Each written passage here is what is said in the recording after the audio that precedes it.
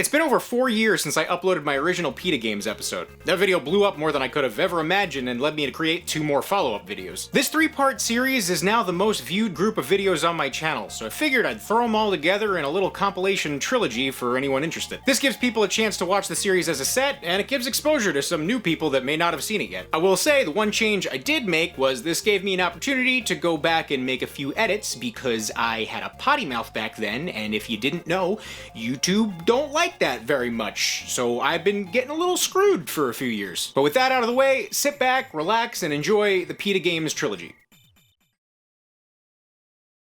For those of you who don't already know, PETA is an acronym for an organization called People for the Ethical Treatment of Animals. They're the biggest animal rights organization on the planet, and while on the surface this may seem like a good thing, with a little research it doesn't take much to uncover some less than savory fun facts about them, and thusly they often become the source for many a controversy. But I'm not here to talk about the issues I may or may not have with PETA's agenda as a whole, and I know that's not why you're here either. I'm here to talk about their video games. They're video games! They're video games! The first game is called Seal Slalom, and it's pretty bare bones. You play as a seal racing to the bottom of a hill while hitting ramps and catching sweet air and picking up snowflakes to get a speed boost. Basically, you just have to make it to the bottom of the hill and avoid getting clubbed to death or running into trees or snowmen. Oddly enough, though, the guys who want to bust your f***ing skull open are, for whatever reason, standing super far to the side of the screen and really almost impossible to run into unless you do it on purpose. And even then, it's still difficult because the controls are so janky and sensitive that it's hard enough to avoid obstacles, let alone try to go out of your way to collide with them. I even tried to see what would happen if I did make contact with them, and, well, nothing happens. Thanks, PETA. I've sure learned my lesson. I'll never club another seal as long as I live.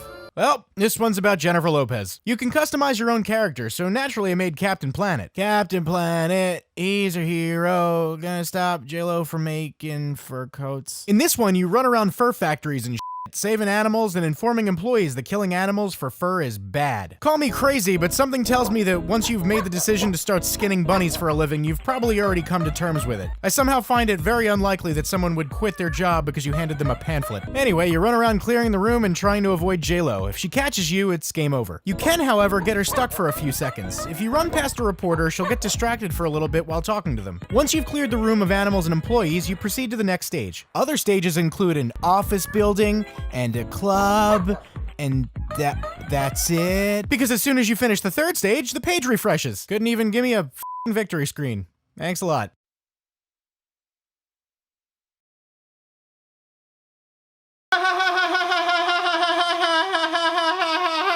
Okay, first off, who the f*** is Nugget? And second off, you've given me almost zero context for what's even going on, so I'm not sure what the pirate theme is about. But I guess we gotta find some golden tofu that turns people into vegetarians. Oh joy! Also, this game takes just forever to load. So the game opens up to these 3 little getting tanked on some chocolate soy milk and brainstorming about who can help them find this treasure they're looking for. It's basically one of those decision equals outcome kind of games, so there's no actual gameplay involved. Also, I don't like how this monkey talks. First thing you have to pick is which pirate to go with on your voyage. This one looks like a customer support agent, and this one doesn't even look the least bit thrilled to help out, so I'm gonna go with this guy.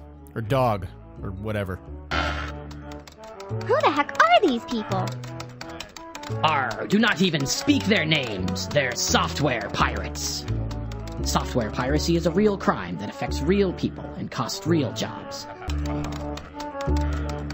I guess I made the wrong choice, but now I'm even more confused as to why Pete is trying to teach me about software piracy. Kinda, sorta, completely and totally off base. Gotta fight one evil at a time, PETA. Alright, so let's pick the only one who actually looks like a real pirate.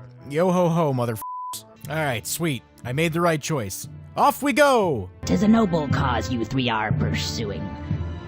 Before they're turned into nuggets, baby chickens often have their beaks seared off with a hot blade, their wings and legs broken, and their throats slit from ear to ear before they're dumped into a bath of sizzling hot water to remove their... Well, now I gotta pick a destination. I live for danger. Let's go at Cannibal Cove. I guess things went downhill for Gus after recess got canceled. We get ambushed by what I assume to be KFC employees and then make a run for it. I must have made the right choice though, because apparently the treasure is actually on this island. Now we've got to pick one of these caves, each with a different guard. Why? It's very obvious that it must be the f***ing tofu guy, but just for the hell of it, let's see what Justin has to say, even though that totally doesn't look anything like Justin. Hey guys, great to see you. I have the legendary golden tofu you've been looking for. right here, in this box.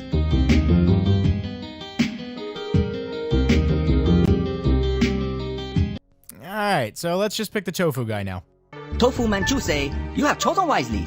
Share this golden tofu with the world, so anyone can see there are countless delicious, healthy alternatives to meat. Okay, so I'm just gonna ignore the obvious racism here and instead just comment on the logistics of why this sacred artifact causes people to stop eating meat. You turn vegetarian after eating it because it's not tofu, it's f***ing metal, and it'll crack and flatten your teeth until A, they fall out of your f***ing face, or B, you have to resort to becoming a herbivore. So a lot of these are actually parodies of Nintendo IPs, and it's what led me to make this video in the first place. So let's check some out. Apparently if you make games as a tribute to Nintendo, you get a cease and desist letter, but if you make games where you slander them, that's totally fine. Alright.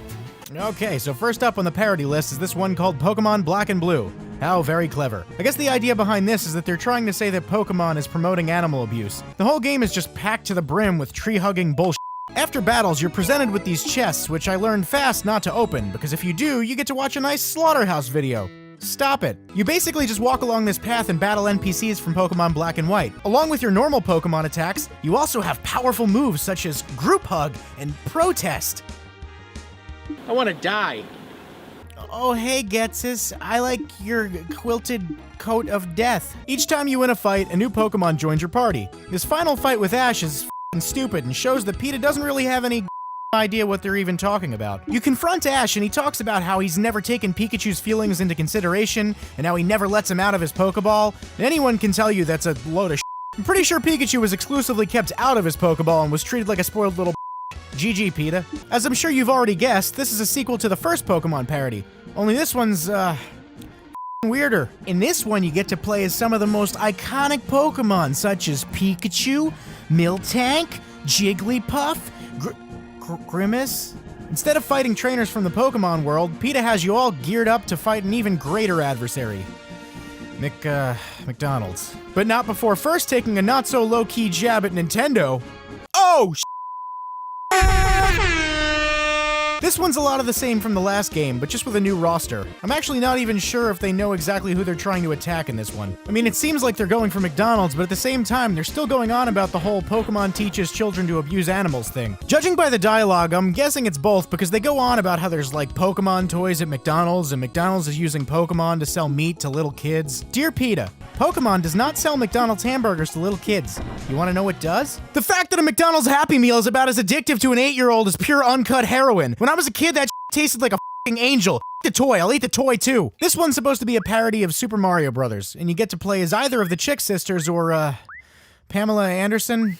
What? It's a really platformer. To say it controls like would be a huge understatement. The premise of the game is that Pamela Anderson gets kidnapped. The Mario Brothers are slacking off for whatever reason, and now you have to save her. I'd like to stress once more that this is a game where you have to save Pamela Anderson in the Mushroom Kingdom from the clutches of Ronald McDonald. You go around hopping on hamburgers, collecting chicks, and every once in a while you get to read lovely dialogue such as this. What the f***? I'll be honest, there's not much to say about it. It's your typical get-to-the-flagpole game, and really your biggest enemy isn't even the enemies, but the controls. The only stage that's even remotely fun is this one that has this gravity mechanic, kinda like Mario Galaxy. Also, Bowser looks gross. This is exactly what you think it is. I know this doesn't fall under the Nintendo parody category, but it's still weird that it exists. As you can see, it's a clone of Super Meat Boy. And I'm using the word clone pretty loosely, because if the real Super Meat Boy's controls are so tight and responsive that they just feel like an extension of my body, this controls like I'm 97 years old and have lost all control of my bodily functions and the bed every morning. So I guess the story is that Bandage Girl falls for Tofu Boy, and now Meat Boy is jealous and kidnapped her, so you have to save her. This actually pisses me off pretty heavily, because it completely on the entire idea behind Meat Boy, which PETA obviously didn't research and understand in the first place before ignorantly trying to mock and protest it. First off, he's not made of f***ing animal meat, you stupid ass. He's a boy without skin. He needs Bandage Girl to complete him. The little story was a metaphor, and a pretty personal one. You made him look like an angry, jealous psychopath. Nice one. Your game is I've beaten all the stages once before, but half the time it's so unresponsive that I actually just rage quit and said at this time when I had to record footage for it. Also, they did end up putting Tofu Boy and Super Meat Boy in response to it, and he's the worst character in the game, so hey, there's that. Alright, so get this one. This game is trying to say that Nintendo is promoting the wearing of animal fur because of the Tanuki suit from Super Mario. You can't make this up. By wearing Tanuki, Mario is sending the message that it's okay to wear fur. Or maybe you're just clinically insane and need to stop reading into and making games about it and instead focus on more effective ways to protect animals like, I don't know, maybe not having so many kill shelters. So basically it's a lot like your typical endless runner, however this one does have an end. You avoid obstacles and win by catching up to Mario, who's currently capable of infinite flight thanks to the bloody animal corpse draped on top of his head. Also, there's these like terrifying, scary monster in the background. You're doing a great job of getting your message across, PETA. I'll sure think twice next time I pass up that fire flower for the Tanuki suit. Only I won't, because that's stupid. Cooking Mama!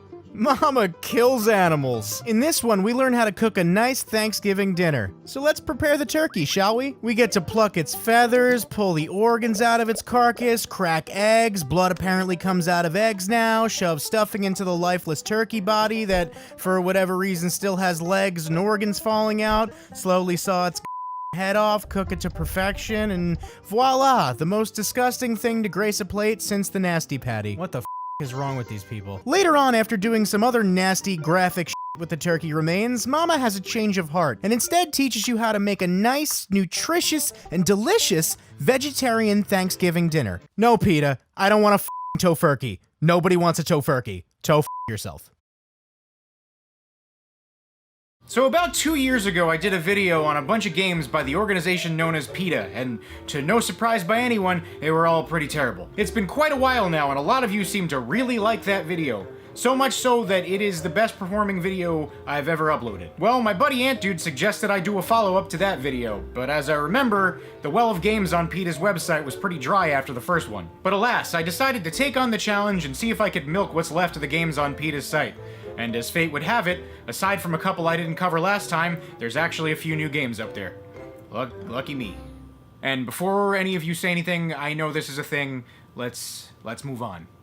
Okay, so this first one is literally just Burger Time with a slightly different skin. I'm not sure if this is even legal to do. If you're unfamiliar with this game, the object is to climb ladders and navigate through the stage, putting burgers together by walking over the various ingredients, all while avoiding enemies, which in this case are farm animals for some unexplained reason. I'm guessing it's to fit the theme, but having them be enemies you need to avoid makes absolutely no sense whatsoever. Anyway, much like Burger Time, it's an arcade-style game, so it's very monotonous. Unlike Burger Time, though, the collision detection is complete and sometimes it's a huge pain to walk onto a platform from one of the ladders. You pretty much have to be pixel perfect, and it's pretty infuriating when you're trying to avoid getting caught by enemies and you get stuck for no reason. If you lose, the game over screen tells you all the negative fast food is responsible for, but if you win, you get, this cute little cutscene. I'm not really sure what this game is trying to accomplish when both winning and losing yields negative endings. The next one is a mobile game called Paintball Hero, and right out of the gate I'm wondering what the hell paintball has to do with animal cruelty. Also, either I'm insane or this young MC's bust a move that plays in the background.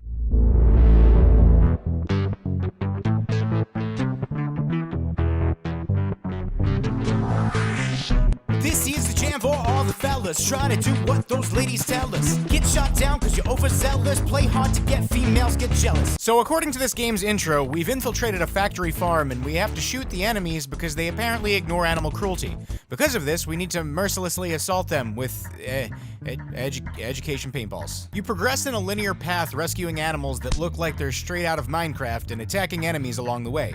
The goal is to go as far as you can for a high score before misstepping and falling off the map. At least that's what I'm assuming, because as far as I know, the level doesn't end. I can't be sure though, because controlling this thing is a nightmare. You swipe left, right, or forward to navigate, but the game is set at an isometric view, which is extremely disorienting, and I could not for the life of me get used to it.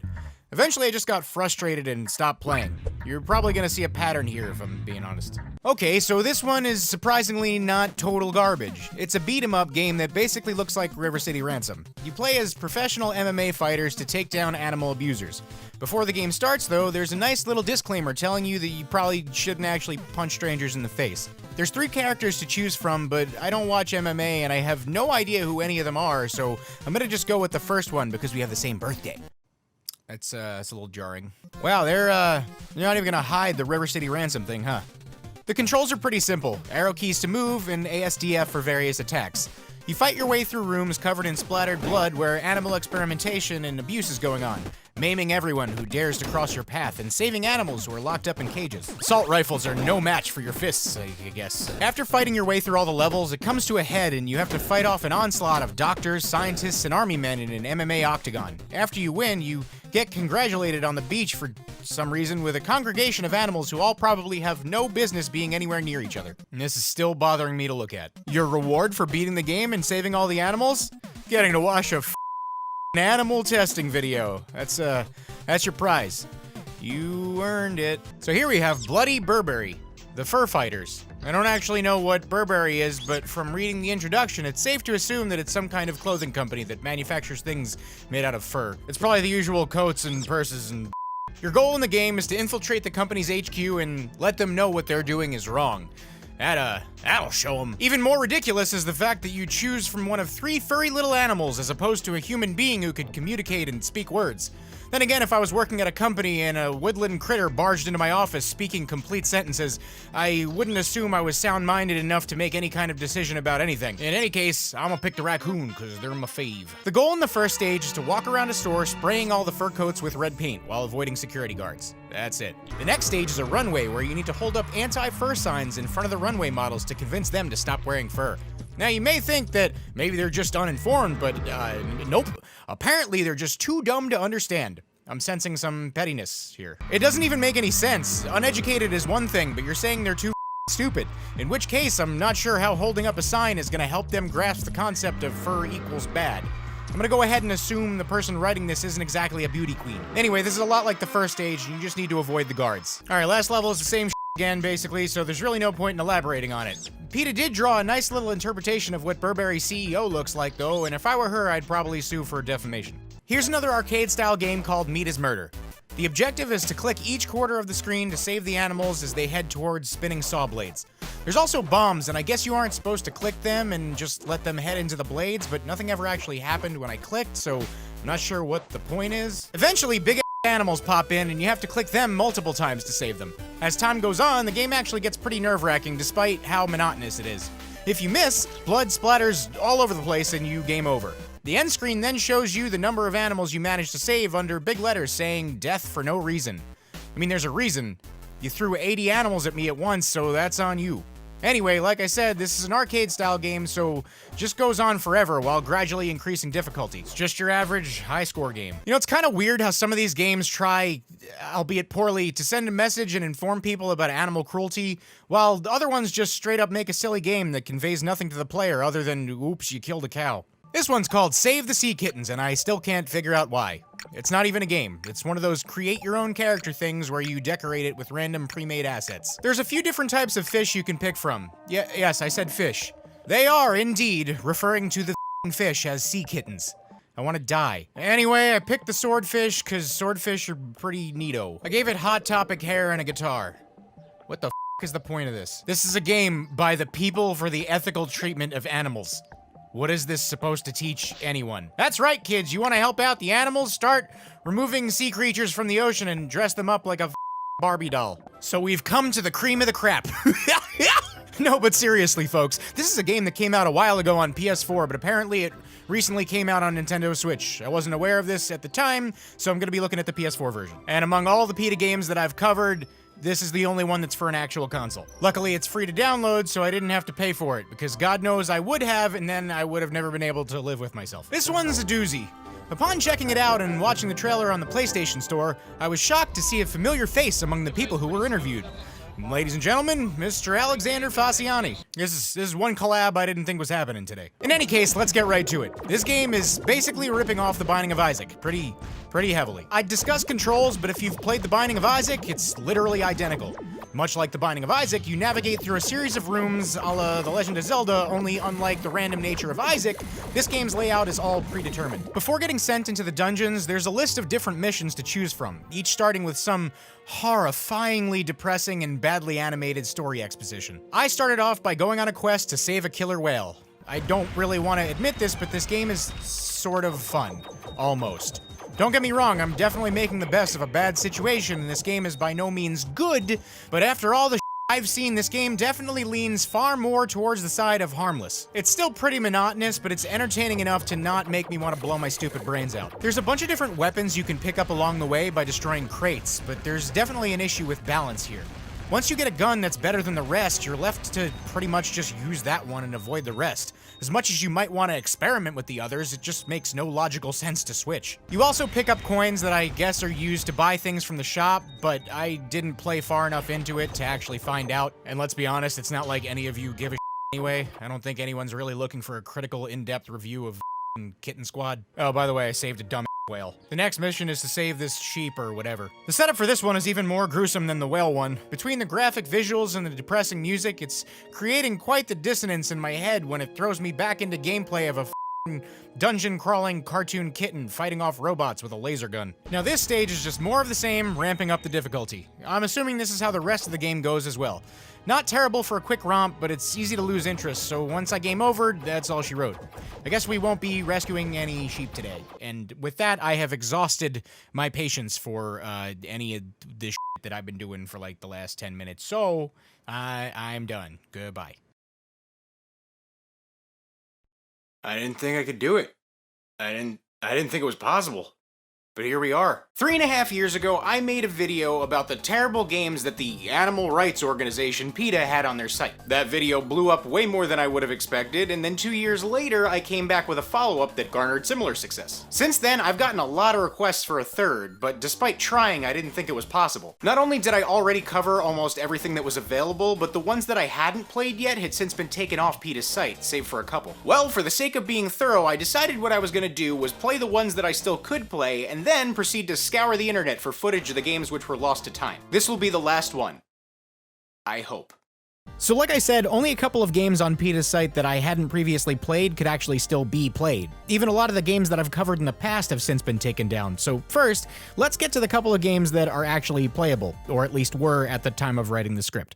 First up, we have Elephants Never Forget. You can probably already tell why I didn't bother covering this one before, but at this point, I think these videos are for the sake of preservation and history more than anything. So as you can see, it's your typical card matching game. It seems harmless on the surface, cute cartoon elephant with playing cards in its trunk playing a little matching game with music courtesy of Tommy Tellerico. I guess he really needed all the money he could get to put into the Intellivision Amico. Well, once the game actually starts, it doesn't take long to realize this harmless little card game is 50% match little cartoons that are ambiguous enough to not be offensive, and 50% matching a bunch of pictures of elephants being tortured or abused. Incidentally, this game is actually not about elephants being really good at card games and is really about elephants not forgetting that they were mistreated. Look, I get that they're trying to teach kids about the realistic aspects of how circuses actually operate and that the cute, funny animals doing tricks is actually a much sadder situation than most people realize, but this is a little heavy-handed for a children's game. It's literally on the website PETA Kids. And by a little heavy-handed, I mean you must be an actual psychopath if you think it's okay to not only expose children to this stuff, but to masquerade it as a fun little matching game. The best part is, the actual game gives you literally no information. There's 4 screens in the entire game, none of which give you more insight on the subject or do anything to talk about the point that the entire game exists to make. It's just like, here kids, let's play a fun game. Whoops, there's a silly little elephant getting abused. Now try to challenge your friends. So I covered the sequel to this game in my previous video. I figured if I'm gonna cover one of them, I might as well cover the sequel since it's more up to date and maybe a little more fleshed out, but as fate would have it, here we are. Finally taking a look at the original. As I expected, it's a lot like the sequel, only with surprisingly somehow worse controls. I didn't even think that was possible. So last time we were taking down McDonald's, and this time it's KFC. Kentucky Fried Cruelty, as PETA affectionately refers to it. Colonel Sanders kidnaps Pamela Anderson for trying to snitch about the secret bad stuff that goes on behind closed doors at KFC's factories. And now, it's up to Nugget and Chickette to save her. Like the first game, there's a side plot about Mario trying to be the one to save her, and it exists only for PETA to throw shade at Nintendo and try to subtly accuse the Mario franchise of animal abuse, because of course they do. The game has 5 levels consisting of really basic platforming that tries to copy the formula of Mario, except with horrendous controls and that terrible cheap platformer camera thing where the camera is just fixed to the player at all times. Like the sequel, during stages you run into random NPCs that spout some stuff about the horrible things KFC does to chickens, which, once again, don't belong in a kid's game. I know they want to convey a message, but it's called being tactful, and it's something they lack. You're marketing this to children, and there's a way to get your point across without being so on the nose. Aside from that, the game's pretty straightforward. The only thing that changes up the gameplay at all is the very end of the game. At the end of level 5, you fight Colonel Sanders in an extremely janky fight where he wears a mask trying to disguise himself as Bowser. This fight was so difficult due to the controls that I almost lost all of the 10 lives I stockpiled and almost got a game over. I managed to pull through though and beat the game. My reward for that was a code that let me play as Pamela Anderson. Lucky me. Playing as Pam doesn't actually do anything to change up gameplay or give you any kind of ability that makes the game easier or anything at all. It's quite literally just a sprite swap. What a reward. So that concludes the games I was actually able to play. From here on out, I'm gonna cover games I wasn't able to play myself, but did manage to find at least a little footage of. If you're wondering what you're currently watching, this is pretty much an honorable mention for this video. Turns out PETA has their very own Minecraft mod, an island complete with PETA's headquarters, an abandoned slaughterhouse, and even an abandoned circus. Lovely. This one barely passes as a game and is more akin to one of those little interactive flash animations a la early 2000s Joe cartoon, and to be honest, that's pretty accurate because this game came out in 2001. It's no wonder I not only couldn't play this game, but could barely find any footage of it. I'm currently working with literally 17 seconds of footage, and it's the only video I managed to find anywhere. So the game stars a guy named Fred. I can't tell if Fred is camping or living in a trailer park, but I guess that doesn't matter. What does matter is the fact that Fred is lactose intolerant. PETA's trying to take a shot at the dairy industry with this one, saying that dairy is bad for the human digestive system. While that's not incorrect, I don't see how this game really does any kind of good job pushing that point when all you do is click and drag 5 food items to Fred's mouth, making him projectile vomit. That's the whole game. Are you a big fan of Frogger, but were never a huge fan of frogs? Are you more of a lobster kind of person and wish you could replace the iconic amphibian with a sea bug instead? Well, now you can. Or can't, because the game is nowhere to be found on the internet anymore. It's called Lobster Liberation, and the premise of the game is that you're a lobster and you have to escape from whatever is trying to turn you into food, I guess. The goal is to reach the target at the top of the screen while avoiding cars, snakes, polluted water, and poisonous lobster bushes. Ah yes, the lobster's natural enemy. You also get more points the closer the target is to the edge of the screen. So I'm immediately noticing 2 things. 1, the lobster is roughly the same size as a truck, and 2, all the art is very bad. I'd let this go, but one thing is really grinding my gears. In the logo and the player character, the lobster is a nice deep red color. Now, I'm no marine biologist, but as far as I know, lobsters only turn deep red after they're boiled. This is the kind of thing that irks me more than anything with these games. PETA acts like they're trying to spread awareness and fight a cause, but half the time, they either don't have any idea what they're actually talking about, or they're just so lazy that they don't catch simple mistakes. Like, did they really get so caught up in making a cartoon lobster game for kids that they didn't even realize they made an animal rescue game where you play as a literal dead lobster? Did they not know that lobsters aren't just bright red? Yet another Flash game that, as far as I can tell, is wiped from the internet is Revenge of the PETA Tomatoes. So before you start playing this fever dream of a game, you get to pick what this game calls your tomato torpedo.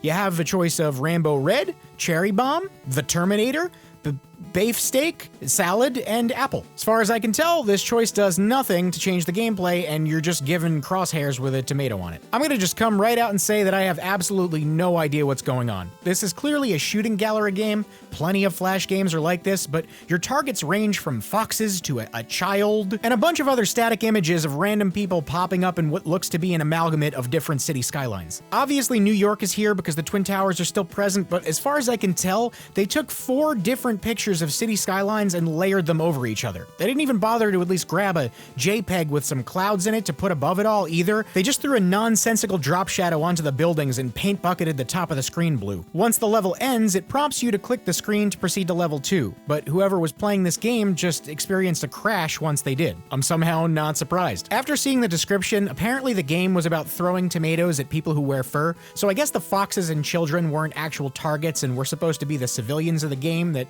dock points if you hit them by accident. I can't honestly believe someone who represents a huge animal rights organization made this shoddy hunk of crap and was like, yeah, this is good. This will shine a light on the atrocity that is the fur industry. Butcher Goes Vegan is actually a mobile game which surprisingly I think can still be downloaded. Problem is, it's on the Google Play Store and I have an iPhone. I guess this is the exception here, as I'm pretty sure it can still be played, having reviews as recent as this year. So if you find yourself wanting to play this game and you own an Android device, knock your socks off. It's a game where you play as one of a few different circular animals ascending to reach various checkpoints while avoiding the butchers on the sides of the screen that try to grab you, all with the goal of saving the other animals that lie upward. From what I can tell, tapping the screen makes the player ascend, and if you stop tapping, you fall, kind of like in Flappy Bird. Hitting a wall causes the player to bounce back in the opposite direction, so you basically have to time your jumps in such a way that you collide with the walls and not the enemies. You can also collect gems, which act as this game's currency, and if you've ever played a free-to-play mobile game before, you know the drill here. All in all, this seems like one of the more polished of the PETA games I've played. Unfortunately, par for the course with these games, there's some nice depressing and disturbing garbage thrown in and badly disguised in a cute cartoon aesthetic. So this one was the hardest to find any kind of information or gameplay on. It's an iOS game called Seals Hero, and it's still technically available on the App Store, but all current versions of iOS can't run it. I'm honestly not sure how old your iOS has to be to run it, but the game is pretty old at this point, so unless you have an old iPhone 4 lying around somewhere or something, you're probably out of luck. What's weird was the fact that I could not, for the life of me, find footage of this game anywhere. At first. It wasn't until I typed in the game's name and the first and last name of the developer into YouTube's search bar. It was then that I found what looks to be the only footage that exists of this game being played. A 50-second long, low-quality camera recording of a phone screen, uploaded directly to the developer's YouTube channel. I've gotta say, I sat here studying the footage and I can't tell what's even going on. There's a bunch of penguins standing in place while a wolf runs back and forth, and you control a guy walking around breaking blocks and painting seals for some reason. Reading the game's description on PETA's website tells me we play as an animal rights activist whose mission is to save as many seals as possible within a limited time. I'm assuming painting the seals ruins their fur and makes them undesirable. Unfortunately, most of the aspects of this game I can't actually get examples of, and I'm stuck with this minute-long, badly filmed clip, so most of this game is lost to the ether, unless you have like an old iPod Touch or something. So that's it. I've covered every single PETA game I possibly can. I haven't covered all the games in existence, but I've covered the ones I'm comfortable with talking about on my channel. There's a couple left, but I'm not touching those. It's been a wild ride, but this chapter has finally come to a close, unless PETA decides to make more games, which if I'm being honest with myself, they probably will. But until that day comes, my job here is done. Hey there, thanks for watching the hopefully final chapter of this trilogy. If you want to see more, there's a couple other videos right there, and if you want to see when I upload again, subscribe and then tap the bell icon.